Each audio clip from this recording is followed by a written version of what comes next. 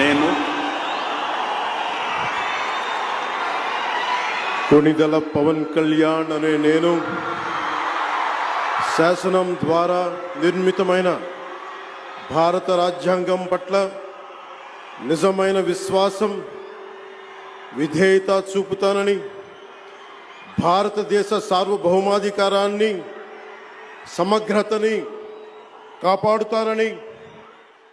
ఆంధ్రప్రదేశ్ రాష్ట్ర మంత్రిగా నా కర్తవ్యాలను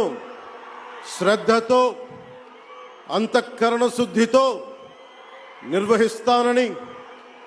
భయం గాని పక్షపాతం గాని రాగద్వేషాలు గాని లేకుండా రాజ్యాంగాన్ని శాసనాలని అనుసరించి ప్రజలందరికీ న్యాయం చేకూరుస్తానని దైవ సాక్షిగా ప్రమాణం చేస్తున్నాను.